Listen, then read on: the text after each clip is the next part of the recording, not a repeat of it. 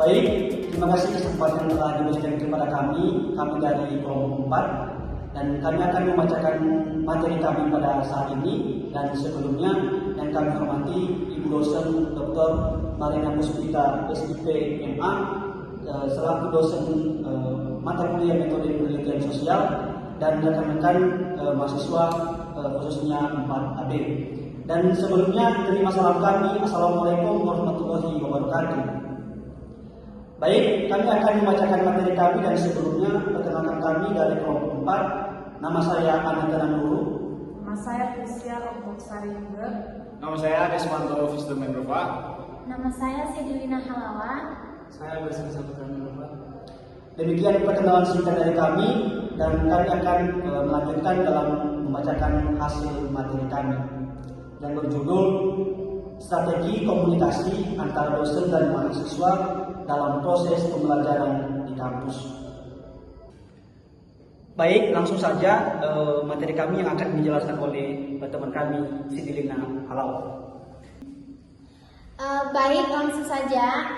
Poin pertama yaitu latar belakang. Komunikasi merupakan kunci utama dalam proses pembelajaran. Hubungan dosen dan mahasiswa yang baik ditentukan oleh efektivitas komunikasi yang dibangun di antara keduanya.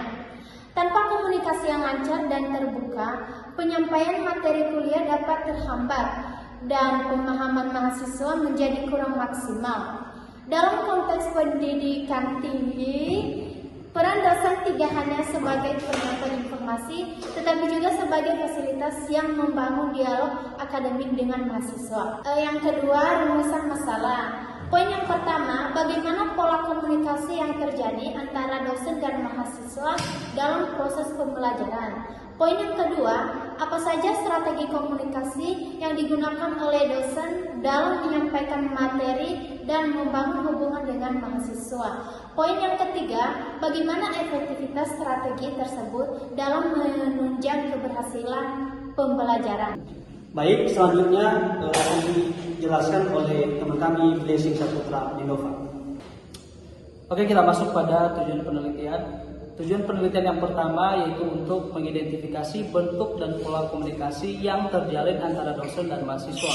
Kemudian yang kedua yaitu untuk menganalisis strategi komunikasi yang diterapkan oleh dosen dalam berbagai situasi pembelajaran. Kemudian yang ketiga yaitu untuk menilai efektivitas strategi komunikasi terhadap peningkatan keterlibatan dan pemahaman mahasiswa. Oke, kita masuk pada objek penelitian. Objek penelitian kali ini yaitu yang pertama dosen tetap dan dosen yang terlibat mencakup honorer dari berbagai fakultas dan jenjang pengalaman. Pemilihan ini bertujuan untuk melihat variasi strategi komunikasi berdasarkan latar belakang disiplin ilmu dan tingkat pengalaman mengajar. Yang kedua, mahasiswa. Mahasiswa dari berbagai jurusan dan tingkat semester akan dijadikan subjek untuk menggambarkan perbedaan persepsi dan pengalaman komunikasi. Baik mahasiswa yang aktif maupun pasif dalam pembelajaran akan dilibatkan untuk memperoleh pandangan yang seimbang. Yang ketiga, unit pendukung akademik. Unit seperti staf administrasi akademik atau lembaga pengembangan pembelajaran akan diikut sertakan secara opsional untuk memberikan gambaran mengenai dukungan teknis dan kebijakan institusional yang mempengaruhi komunikasi dosen dan mahasiswa. Kemudian yang keempat, kriteria partisipan. Partisipan yang dipilih berdasarkan pengalaman mereka dalam proses belajar mengajar, baik luring maupun daring. Mereka juga harus bersedia diwawancarai dan memiliki pengalaman menggunakan media komunikasi digital seperti LMS, email, atau aplikasi pesan. Baik, selanjutnya akan dibacakan oleh teman kami, Prisya Oktasari Bulu. Baik, kita lanjutkan. Sekarang kita masuk ke metode penelitian. Metode penelitian ini ada dua, yaitu metode penelitian kualitatif dan metode penelitian kuantitatif.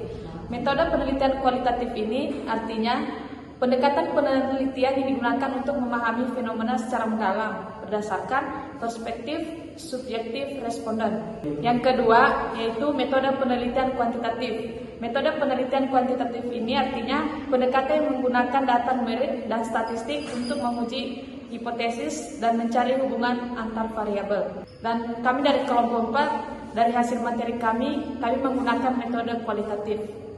Dan di dalam metode penelitian kualitatif ini ada beberapa struktur yang kami pakai. Yang pertama, wawancara mendalam. Artinya, menggunakan percakapan mendalam dengan satu atau lebih individu untuk mendapatkan informasi yang kaya dan mendalam tentang suatu topik tertentu.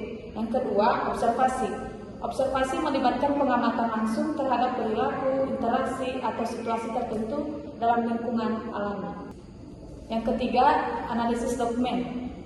Analisis dokumen ini melibatkan pemeriksaan dan interpretasi dokumen-dokumen terkait penelitian seperti teks, laporan, atau surat.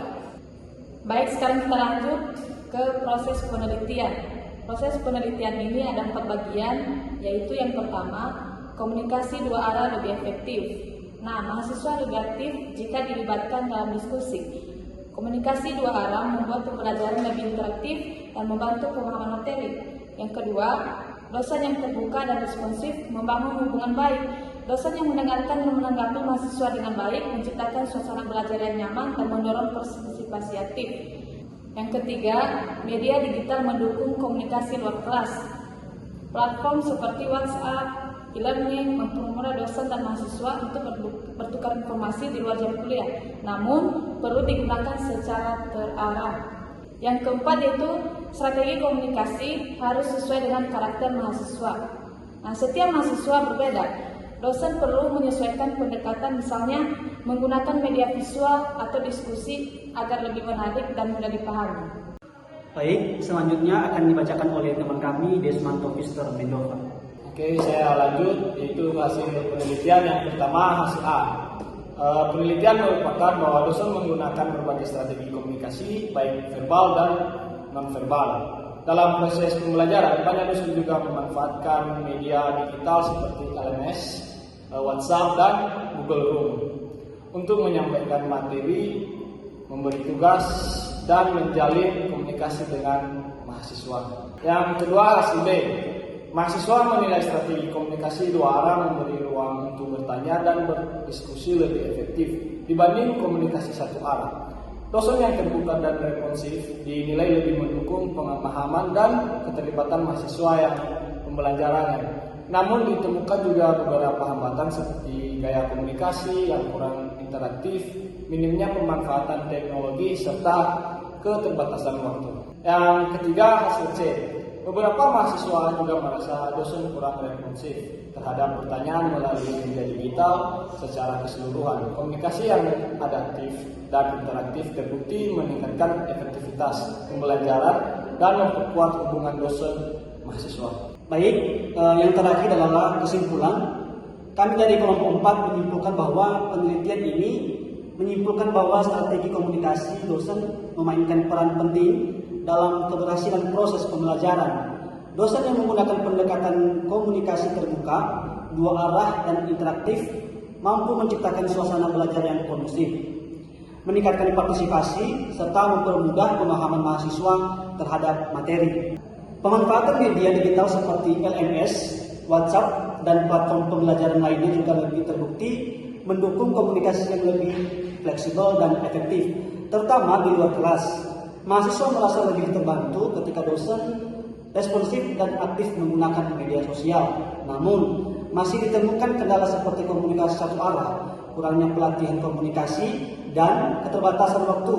Oleh karena itu, diperlukan peningkatan kemampuan komunikasi dosen, baik secara langsung maupun secara media digital.